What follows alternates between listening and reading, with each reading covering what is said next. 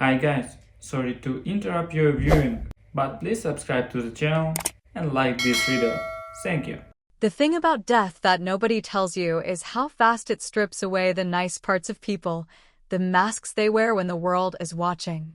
When Grandma Jean passed, it felt like the glue holding the whole messy family together had finally snapped, and now everyone was left elbowing each other, fighting over whatever pieces might still be worth something.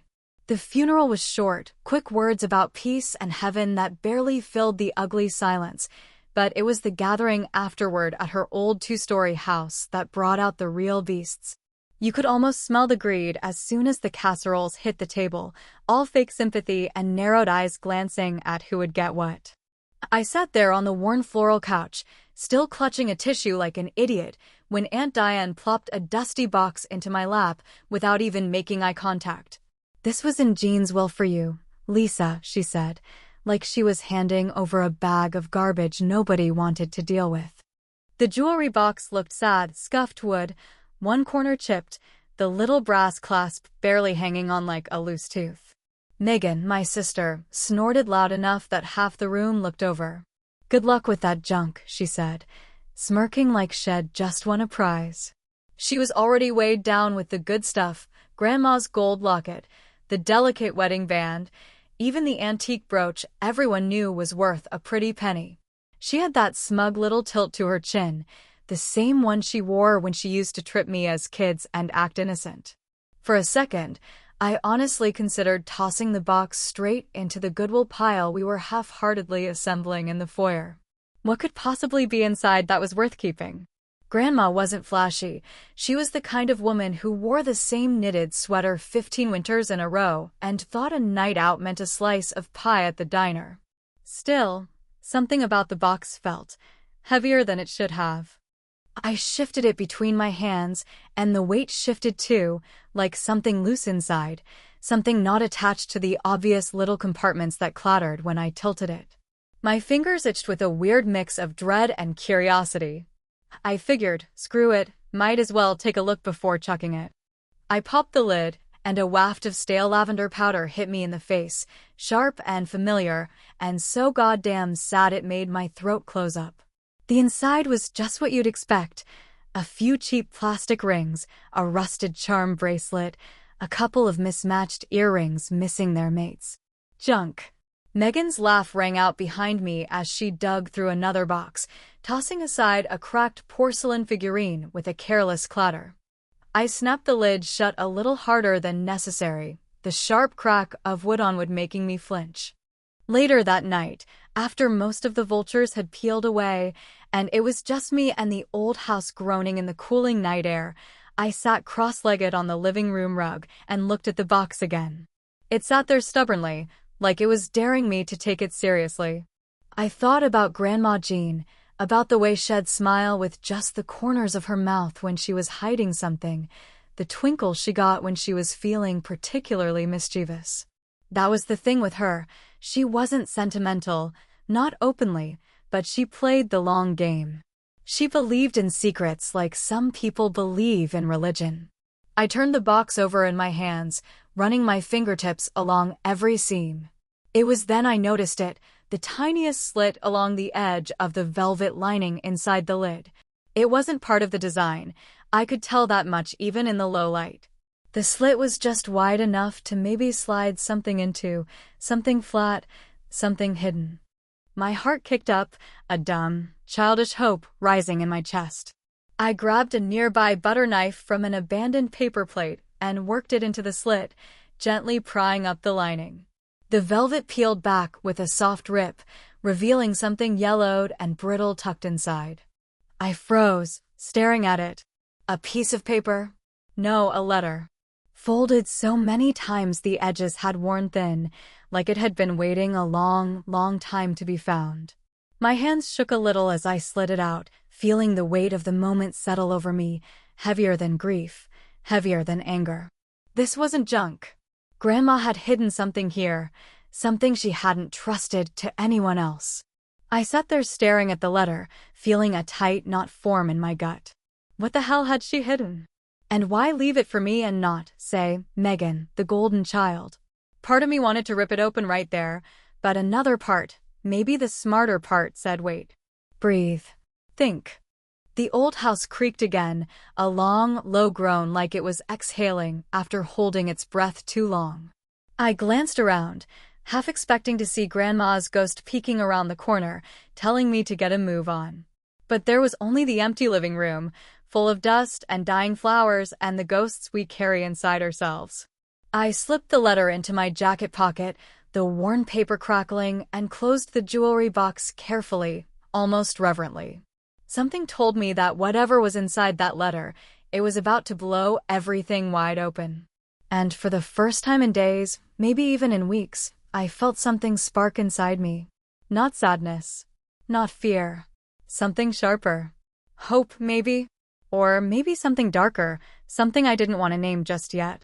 Either way, one thing was clear. Grandma Jean hadn't trusted anyone else with this. Just me. And I sure as hell wasn't about to let her down.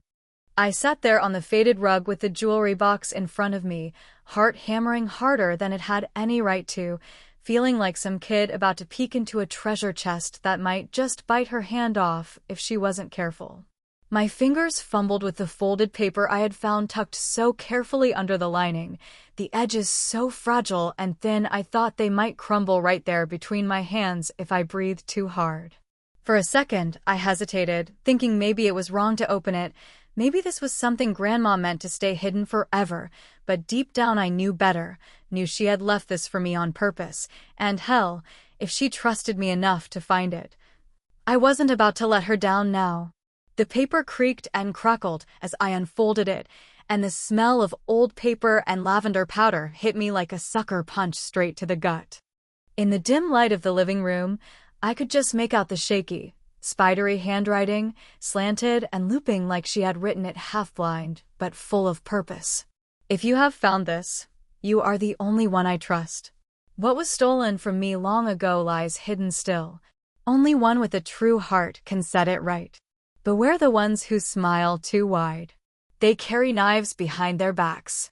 I sat back on my heels, staring at the words, my mouth dry and my heart thudding against my ribs like a trapped bird. What the hell was she talking about? Something stolen? Hidden? All I had ever known about Grandma Jean was that she had lived poor, raised 2 kids on a shoestring, and never talked much about her own past, like she had locked it away somewhere and thrown out the key. The old family stories were patchy at best. There was something about a first marriage that ended badly, a brother she never spoke to, and a house she lost in a fight that no one could ever quite explain. And now here it was, staring me in the face. A mystery she had carried to her grave, except for this one thin thread she had left for me to pull. I read the note again, slower this time, letting the weight of every word settle deep into my bones. Beware the ones who smile too wide. Well, hell, that could be half the family packed into the kitchen right now, shoving casseroles into Tupperware and eyeing the furniture like buzzards circling fresh roadkill. I tried to laugh, but it came out thin and shaky. There was more, though. At the bottom of the paper, in smaller handwriting, like it had been added later in a rush, there was a line that made my blood run cold. You must look beneath the green stone. The green stone. That didn't ring any bells immediately, but I tucked the thought into a corner of my mind, where it buzzed like a trapped mosquito. I sat back, the box still on my lap, running my hands over its rough surface again, feeling for anything out of place. Then it hit me, maybe there was something else, something hidden deeper than just the letter. I tilted the box again, and for the first time, noticed that the bottom didn't sound solid when I tapped it. It gave just a tiny bit, like there was a hollow space beneath it. I dug around for the butter knife again, cursing softly under my breath when it slipped and nearly gouged a chunk out of the wood, but finally, I worked the tip under the edge and popped the false bottom loose. Inside, nestled in the dust and darkness, was a small, tarnished key. No bigger than my pinky finger, old and heavy in a way things just aren't anymore.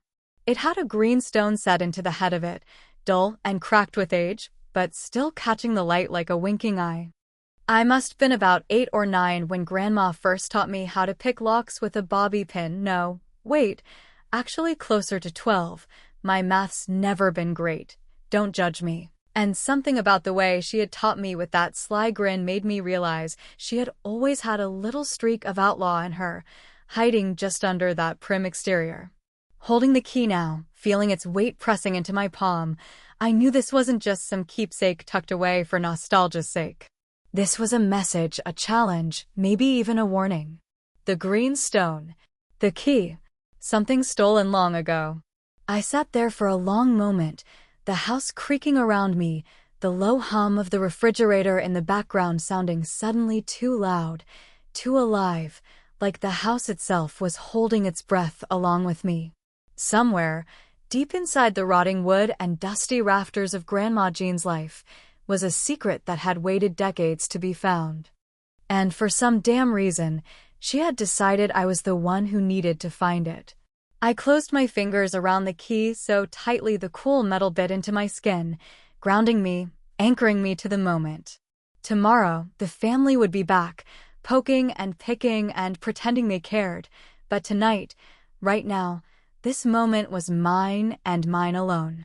The letter crinkled in my pocket as I rose to my feet, every nerve ending sparking with adrenaline and fear and something else, excitement. Real, gut-deep excitement I hadn't felt since I was a kid, when the world still seemed full of magic and secrets and hidden doors.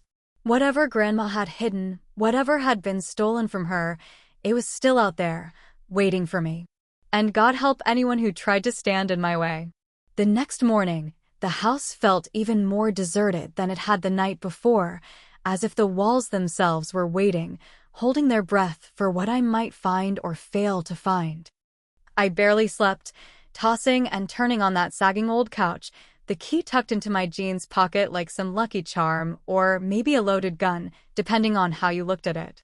Light filtered in weak and watery through the grimy curtains, painting everything with the dull sadness of a place already half forgotten. I stood and stretched, every muscle aching, and glanced around like the walls might shift and reveal some hidden door if I just looked hard enough. The note had been clear enough, though cryptic. Look beneath the green stone. Problem was, Grandma had loved her little odd knickknacks and had green stones in everything from paperweights to garden gnomes to costume jewelry so gaudy even a Vegas showgirl might have thought twice. But when I thought about it harder, about where Grandma might hide something important, only one place made sense: her bedroom, the one room none of the cousins dared to touch even after she had been moved to hospice care. Grandma's room had been her sanctuary, her fortress, and even Megan, queen of entitlement, had avoided rifling through it for fear of God knew what ghost or curse or righteous ass-kicking might follow. Clutching the key in my sweaty hand, I crept up the creaky stairs, feeling like a thief in my own bloodline's house. The bedroom door groaned open, and the smell hit me immediately, that same comforting, musty mix of rosewater, old wood, and the faintest trace of cigarettes she thought nobody knew she smoked. The bed was stripped bare except for the old iron bed frame and sagging mattress, and her nightstand stood empty except for a single dusty lamp. But it was the floor that caught my attention, the faded green braided rug that had sat at the foot of her bed since before I was born. The same rug she used to sit me on with coloring books and peanut butter crackers while she folded laundry and told me stories about fairies living in the walls. Green. Stone. It clicked in my head with a loudness that made me glance nervously over my shoulder, half expecting someone to catch me. Dropping to my knees, I shoved the rug aside, revealing the warped, splintered wooden floorboards beneath. One of them, right near where the foot of the bed would have hidden it, looked different, darker, like it had absorbed more of life's grime, or maybe just been touched more often. I rapped my knuckles against it and got a hollow sound back, the kind of sound that made your hair stand on end even if you were pretending not to be scared. Heart thundering, I slipped the key into the tiny gap between floorboards and twisted it like a crowbar. The board gave with a groan, lifting just enough for me to wedge my fingers under and pull it up. There, hidden in the darkness below, was a small space no bigger than a shoebox. And inside that, wrapped in what looked like a scrap of Grandma's favorite old quilt, was a battered pouch and a thick manila envelope stained by time and dust. My fingers trembled as I lifted the pouch first, the fabric rough against my skin, and opened it to reveal a handful of vintage jewelry pieces, gorgeous, intricate work from decades ago, delicate filigree and real stones glinting weakly in the watery morning light. Not the fake, gaudy crap Megan had ransacked from Grandma's dresser drawers, but real heirloom pieces, the kind you could sell for a fortune if you had no soul, or pass down with pride if you had even a shred of decency left. But it was the envelope that really made my stomach drop. I tore it open with clumsy fingers, sending a puff of dust into the air, and pulled out a stack of papers that made my eyes widen with every line I read. Old property deeds, bank statements, letters, all proving that Grandma had owned not just this rickety old house, but 2 other properties she had quietly sold off decades ago, money that should have secured her a comfortable retirement. Except the records showed large, suspicious withdrawals and transfers, most of them signed off by familiar names. Megan's name. And our Uncle Brian's, the same slime ball who had shown up drunk to Christmas 3 years in a row and always somehow left with accidental gifts under his coat. My throat tightened with a rage so hot it made my vision blur. They had bled her dry, siphoned off what little security she had managed to scrape together, leaving her scrimping coupons and selling off keepsakes just to pay her heating bill while they played dumb and pitiful at every damn family gathering. I wanted to scream, to stomp downstairs and shove the proof into Megan's smug face until her perfect little nose bled. But something in me, the smarter part, the colder part, held me back. No, not yet. I folded the papers carefully back into the envelope and tucked it inside my jacket, feeling like I had just pocketed a live grenade. Revenge tasted bitter on my tongue, but it was still sweeter than swallowing down another helping of their lies. I stood slowly, brushing dust from my knees, and looked around the room one last time.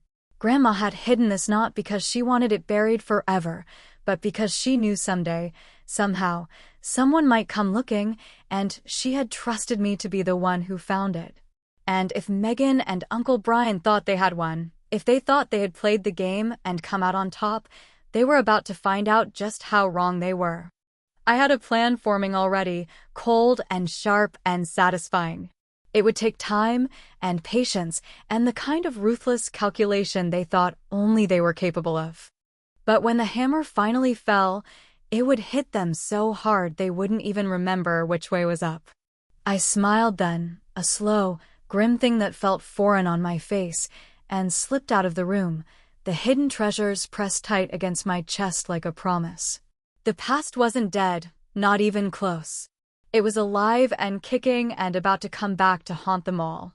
The thing about revenge, the real kind, the slow-cooked, melt-in-your-mouth kind, is that it cannot be rushed, no matter how much your blood boils and your hands itch to throw a punch that could knock the smug right off someone's face.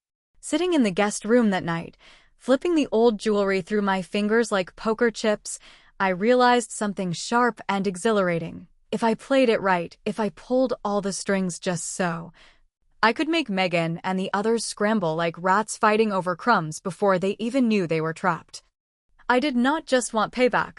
I wanted them desperate, humiliated, clawing at each other while I watched, untouchable and smiling. The first thing I needed was a good stage, and there was no better one than the internet.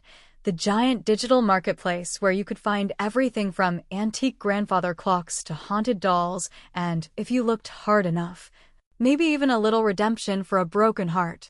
I called my friend Dana, who owed me at least 3 favors from way back when I bailed her out of some very bad decisions involving a married man and a karaoke machine. Dana, bless her sneaky soul, agreed immediately, her laughter crackling over the line as I explained the plan in low, urgent tones. The idea was simple enough to make me giddy with anticipation. I would post a fake listing for the jewelry box, making it look like I was too grief-blind or just plain stupid to realize what I had. Dana would swoop in as the buyer, snagging it for a few $100, a number low enough to be suspicious, but not low enough to be obviously fake. Then, once the box was safely sold, Dana would accidentally leak the information to Megan that the jewelry had appraised for thousands, maybe tens of thousands, depending on how much salt we wanted to rub in the wound. Setting up the listing took about 20 minutes, and as I snapped pictures of the box in soft, apologetic lighting, making it look even shabbier than it really was, I could almost hear Grandma Jean laughing somewhere, that low, conspiratorial chuckle she used to let loose when she got one over on the neighborhood gossip queens. I wrote the description carefully, emphasizing its sentimental value, but also suggesting, in a clumsy, innocent way, that it might contain some older costume jewelry that probably wasn't worth much.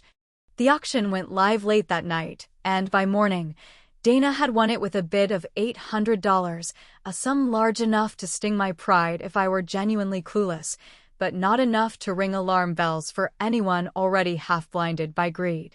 Megan, of course, caught wind of it immediately because if there is one thing Megan has never been able to resist, it is sticking her perfectly contoured nose into everyone else's business. She called me that afternoon, voice all high and fake casual, asking how I was holding up, whether I needed any help clearing out the old stuff. I played dumb, letting just the right amount of hesitation slip into my words, painting myself as the poor grieving granddaughter who had no idea what a treasure she had let slip away. Megan lapped it up like a dog at a broken sprinkler, and by the time we hung up, I knew the bait was firmly lodged in her throat. The next few days were a blur of orchestrated chaos, Dana playing her part to perfection, posting on a few local collector forums about her amazing find, dropping just enough details that Megan's ears must have been burning. It was a masterpiece of slow burn manipulation, and I almost felt bad when Megan finally cracked, storming over to the house with Uncle Brian in tow, faces tight and eyes wild. "You sold it?" Megan shrieked before she was even fully through the door, her voice bouncing off the bare walls like a feral cat trapped in a cage. "You sold Grandma's jewelry box without telling anyone?" I shrugged, keeping my face carefully blank, the way Grandma had taught me when I was little and trying to lie about stealing cookies. "I mean, it was just junk, right?" I said, twisting the knife in deeper with a bright, innocent smile. "You said so yourself." Brian grunted, rubbing the back of his neck like he could somehow massage an excuse out of his own skin. "Maybe you should have let the family look through it first," he mumbled, not meeting my eyes. "Maybe," I said sweetly, leaning against the banister and crossing my arms. "But you all seemed real eager to get out of here once the casseroles were packed." The best part, the real cherry on top, came when I accidentally left my laptop open to a fake appraisal email Dana had cooked up, just sitting there on the dining room table like an unguarded secret, ripe for stealing. Megan saw it within 5 minutes, of course, and I watched the blood drain from her face as her brain scrambled to catch up with what her eyes were seeing. Vintage estate jewelry, the email said. Estimated value between $35,000 and $50,000, depending on auction interest. Megan's hands shook so badly she knocked over a vase of dead flowers trying to grab the laptop, and Brian's jaw practically hit the floor. The shouting started almost immediately, accusations flying faster than a machine gun, Megan blaming me, Brian blaming Megan. Both of them half accusing Aunt Diane of conspiring somehow even though she had been too busy playing canasta with the church ladies to notice anything at all. I stepped back into the shadows of the hallway, arms folded, heart thudding with the kind of satisfaction that only comes when you know you are 5 moves ahead and the enemy is still trying to find the damn chessboard. They were unraveling right there in front of me, their greed and stupidity and arrogance ripping them apart faster than I could have ever dreamed. And the best part was, they had no idea the real treasure, the deeds and the proof of their betrayal, was still tucked safely away, waiting for the final hammer blow. This was just the beginning, just the first shot across the bow. And oh, how sweet it was going to be to watch them burn. It did not take long for the word to spread like wildfire through the crumbling branches of our sad little family tree, and within 48 hours of Megan's public meltdown, I found myself the center of attention in a way that would have made Grandma Jean either howl with laughter or roll her eyes so hard you could hear it from the next county. First came the frantic calls, Megan trying to play it cool but barely disguising the panic that laced her voice as she asked if we could maybe talk, which was Megan speak for I screwed up and need you to bail me out, a tune I had heard far too many times before. Then came Uncle Brian, stomping up the porch steps so hard the whole front of the house rattled, red-faced and sweating, with a bottle of cheap bourbon under one arm like a peace offering to a war he had already lost. I let them come, one after the other, like supplicants at some twisted altar, each trying their own brand of manipulation to wedge themselves back into my good graces. Megan went with tears first, sitting on the living room couch with her knees drawn up to her chest like a little girl, voice wobbling as she talked about family and tradition and what Grandma would have wanted, spinning a fantasy so thick I almost clapped at the performance. Uncle Brian tried anger, shouting about fairness and blood rights and some imagined slight from decades ago that he was sure justified stealing from an old woman who had trusted him. Even Aunt Diane, who had always played Switzerland in our family's endless Cold War, showed up with homemade banana bread and big watery eyes, acting like if she fed me enough carbs I might forget that she had turned a blind eye to every dirty deal Brian ever pulled. But it was when my father showed up, after years of radio silence, after missing birthdays and holidays and every important milestone in my life, that I truly realized how deep their desperation ran. He looked smaller somehow, older and more worn, standing there on the porch with his hands twisting a battered ball cap like a man wringing out a confession. For a second, a real, painful second, I almost faltered, almost let the years of longing and unmet expectations crack the hard shell I had built around myself. But then he opened his mouth and asked not how I was, not what my life had been like without him, not even if I forgave him, but whether the rumors were true, whether I really had something worth that much money tucked away. That was all it took for the last lingering bit of softness to die inside me, the last tiny ember of hope snuffed out by the cold wind of reality. I smiled, sweet as poisoned honey, and told him he should probably get in line, because the vultures were already circling and there might not be much left by the time it was his turn. He looked like he might say something else, something bitter or cruel or pathetic, but in the end, he just nodded once, sharp and broken, and walked back down the steps without looking back. I should have felt triumphant then, should have basked in the victory of watching them all grovel and plead and tear each other apart over scraps they would never touch. But what I felt instead was something heavier, something sadder, like standing at the top of a hill and realizing the view you fought so hard to reach is just a graveyard of all the things you had to kill along the way. So I did what any good granddaughter of Jean would have done. I decided to make it hurt a little more. I took a small, cracked locket from the jewelry stash, something real enough to gleam but worthless enough not to matter, and tucked it into a battered envelope with a cryptic note written in the same shaky cursive Grandma had used in the letter I had found. Not all treasures are what they seem. Look deeper. I left it hidden in the attic, just obvious enough to be found if someone was greedy or desperate enough to tear the house apart looking. Let them scramble and fight and accuse each other. Let them waste their time chasing ghosts while the real treasure, the deeds, the proof, the unbreakable truth of what they had done, remained locked away where only I could reach it. As I packed the last of my things into my car, ready to leave that sad, broken house behind for good, I sat for a moment with the jewelry box balanced on my knees, tracing the worn edges with my fingertips. There was a weight to it still, something unfinished, something that nagged at the edge of my mind like a song you cannot quite remember the words to. Acting on instinct more than anything else, I pulled out the velvet lining one more time, digging deeper than I had dared before. There, wedged into a crack so fine it was almost invisible, was one last scrap of paper, yellowed and brittle and nearly disintegrating at my touch. My heart kicked up into a wild rhythm as I unfolded it, reading the short, sharp lines that felt like a key slipped into a lock I had not even realized was there. If you have come this far, know this. The first lie was not theirs. The first theft was mine. Some doors once opened can never be closed again. I sat there staring at the words until they blurred and doubled, until the world seemed to tilt under me. What had Grandma done? What secrets had she stolen? What sins had she buried so deep even she could not face them? Had I been her chosen redeemer, or just the latest in a long line of thieves, fooling myself into thinking I was better because my reasons felt cleaner? The truth burned at the back of my throat, bitter and metallic, but I swallowed it down because some questions do not have answers you can live with. Some truths are better left sealed away in the dark where they belong. I tucked the final note back into the jewelry box, closed the lid with a soft click, and slid it onto the passenger seat beside me like an old, dangerous friend.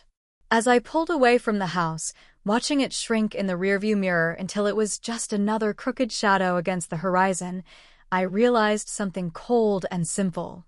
Winning does not always feel like winning. Sometimes it feels like surviving. And sometimes that is all you get.